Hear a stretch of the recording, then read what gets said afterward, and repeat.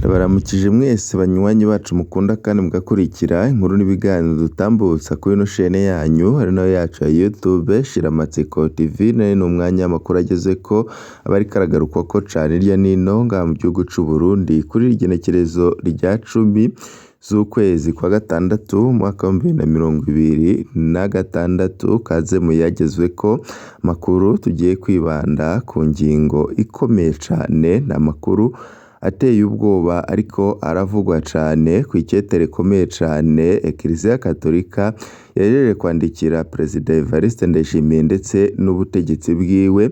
Kuri ubu ngubu himirije amatora yo mu mwaka uza mu mwaka wa 2027.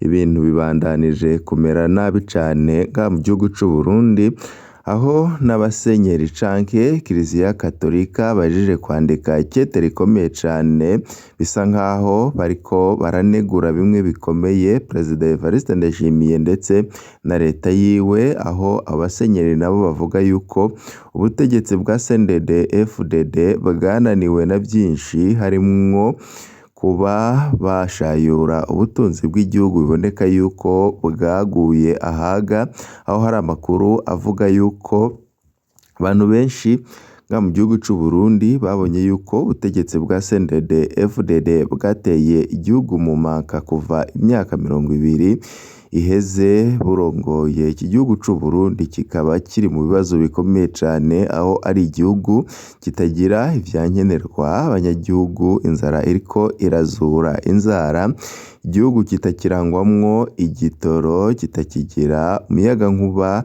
ubandanya ucikagurika, aho amazi ndetse n'ifumbire amafaranga y'agaciro yabaye umuzi w'ibuye ndetse n'ibindi bitandukanye. Aho kuri ubu ngubu Eklezia Katolika kwigumya vyanse igasohora itangazo rikomeye cane rigenewe Perezida Evariste Ndayishimiye ndetse n'abari ku butegetsi muri kino gihe boneka yuko bananiwe no gutunganya igihugu. Byose tugira ngo tubigarukeko muri ano makuru twabiguteguriye. Niba utarafyonda kuri sabone canke se subscribe wabanza ugafyondako. Igihugu c'u Burundi coba kigiye gusubira mu bibazo bikomeye cane birenze ivyo twabonye muri 2015. Ubundi mu gihe haba hegereje amatora haravugwa ibintu vyinshi cane ku bwa Umuhisi Pierre Nkurunziza. Vyaragaragaye yuko hari abajenerali bandikiye ikete rikomeye cane Pierre Nkurunziza bamuhanura kutongera kwitoreza ikindi kiringo ca gatatu kuko kitari gikurikije amategeko ndetse n'ibwirizwa shingiro.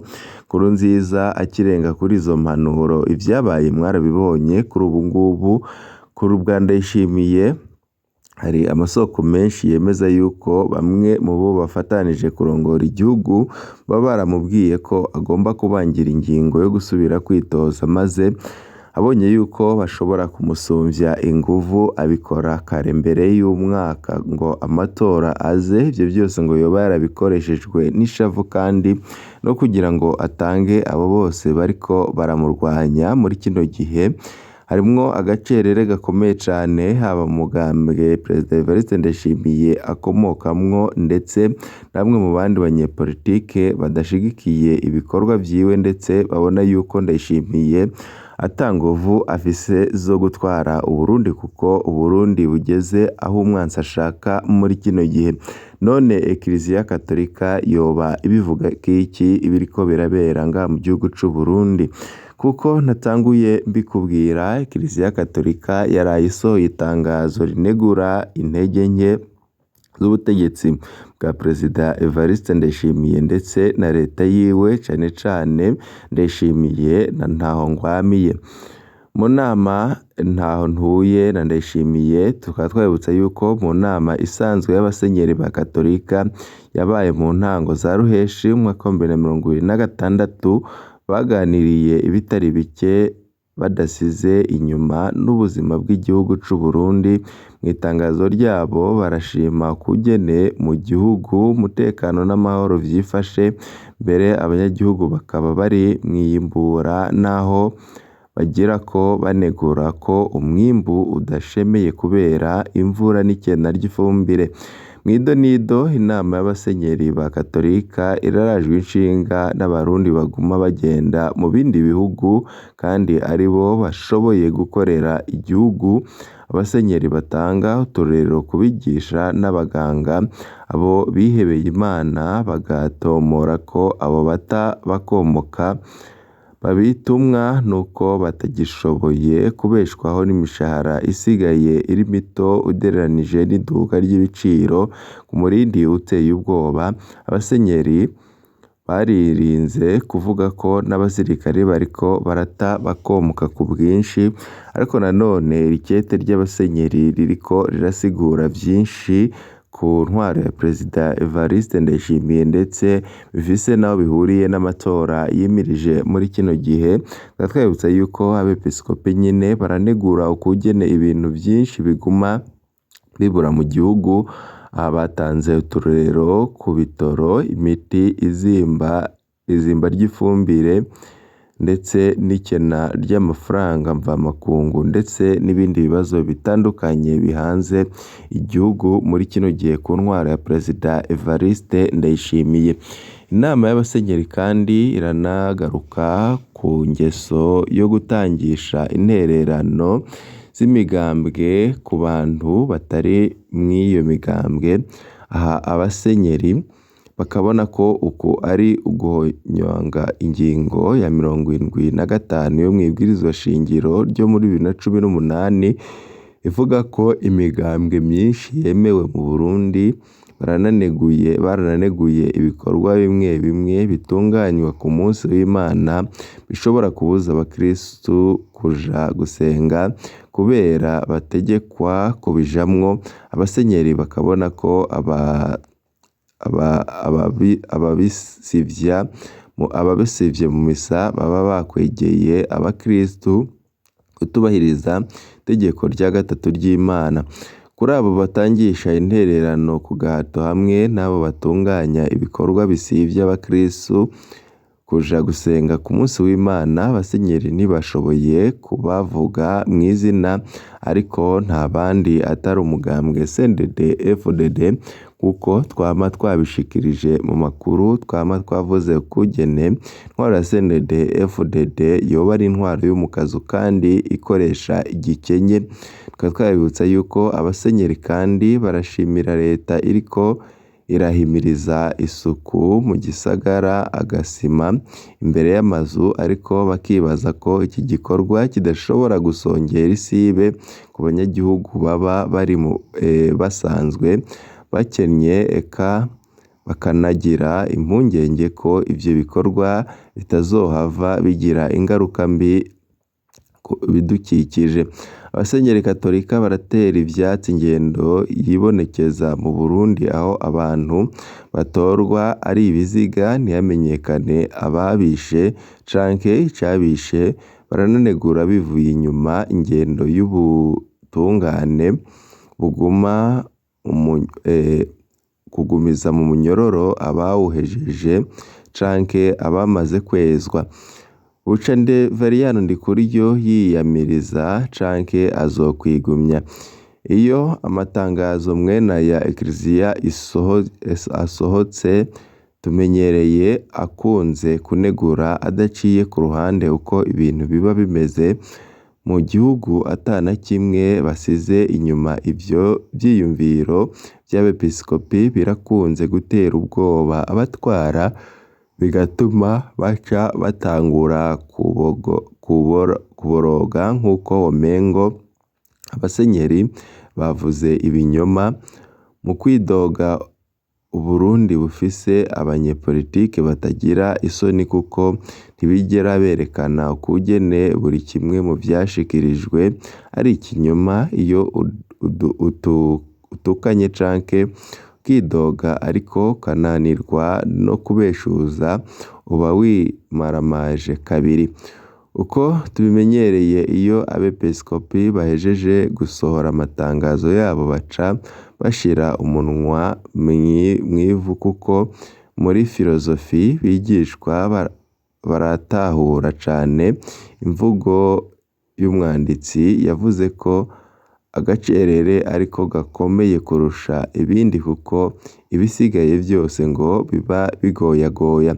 Yamara mu banyepolitike bo muri CNDD-FDD ibiri muri iryo tangazo barabyidoga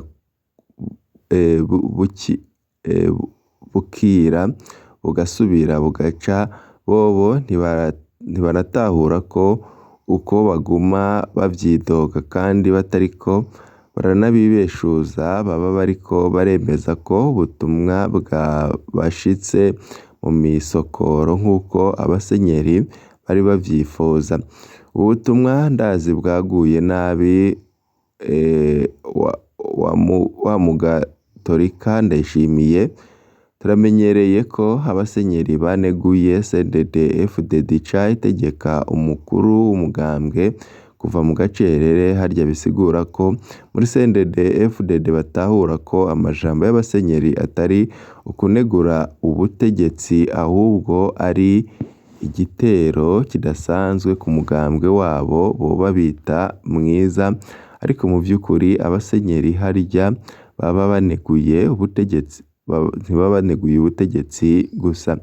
Ubutumwa buba bugenewe ahanini Ndayishimiye n'umushikiranganji wiwe wa mbere, bo bafise bubasha bahabwa n'amategeko bwo kugorora ibigoramye. Kuba Ndayishimiye rero ashobora guca abwira umukuru w'umugambwe kuja gutukana nabwo ni ubutumwa bukomeye cane. Biba bisigura ko ubutegetsi bwizeye ko hagati ya CNDD-FDD n'igihugu igifitiye akamaro abarundi ari CNDD-FDD gusumvya igihugu. Ni ukuvuga Ndayishimiye yizera ko Uburundi bwopfa ariko CNDD-FDD ikaguma ihagaze, yamara ibi ni nko kurota uhagaze n'akamaramaza. Sinzi ko buca dutega amatwi Reveriyani Rikoero canke ko Ndayishimiye azovyikorera icuko CNDD-FDD itangisha intererano ku gahato no gucanishamwo abakristu n'Imana. Kwibwirizwa rya gatatu kirashobora kuvugisha abaziga inyungu z'umurengera muri CNDD-FDD. Ico nabona aba CNDD-FDD baba bakwiye guca nabo nyene basohora itangazo ryo gukenguruka ivyo baneguwe, ari aho babeshewe naho nyine bakabeshuza batarinze gusarara canke kuvugana agashavu. Abasenyeri Katolika bazwi nk'incabwenge kandi nivyo aba CNDD-FDD nabo nyine baba bakwiye guca berekana kugene diplomasi yabo ihagaze neza burakeye. Vyo bibaye mu gihe hariko haravugwa n'ubundi amakuru menshi cane avuga ihangana rikomeye cane mu butegetsi bwa CNDD-FDD. Amakuru avuga kugene hariko harategurwa integuro zo guhagarika Perezida Evariste Ndayishimiye bivanye n'uko yananiwe gutunganya igihugu. Amakuru avuga zuguruzuguru banyepolitike b'u Burundi, amakuru avuga ibijanye n'intambara ziri mu karere ngo zishobora kuba zaragizwemwo uruhara na Perezida Evariste Ndayishimiye yarongoye u Burundi, ndetse n'ibindi vyinshi bikomeye cane biriko biravugwa ku matora yimirije yo mu mwaka w'2027, aho amakuru menshi aba avuga yuko ibintu bishobora guca biyangara umwanya n'umwanya mu gihe abategetsi cane cane Ndayishimiye ndetse n'abafatanije kurongora igihugu batasubiza hamwe maze ngo baje inama yo gushayura igihugu hako kubandanya muri zuguruzuguru, gutegana imyereka ndetse no kurwanira ibibanza vy'ubutegetsi. Mu gihe babirwanira gutyo badatunganiriza n'abanyagihugu, hari benshi bavuga yuko Ndayishimiye yananiwe gutunganya igihugu kuva mwaka wa 2020 ashitse ku butegetsi kugeza ubu ngubu igihugu kikaba cyaraguye mu manga. Bamwe n'abandi bibaza kugene Ndayishimiye ngo yoba agiye gusubirwa gutorwa ngo iyindi manda, kuko babona yuko igihugu noneho zitagishika aho umwansi ashaka. Amakuru menshi aba ariko aravugwa cane tuba turiko turatoza mu masoko yacu. Mu kandi kanya turaza kubabwira n'ibindi vyinshi bizaba bigezweko. Nimba utaravyonda kuri sabone canke se subscribe, vyondako kugira ngo igihe cyose turonse amakuru n'ibiganiro bene nk'ibi zo mu mbere bashikirwa navyo. Ibihe vyiza kuri mwese rivyo ndabifurije.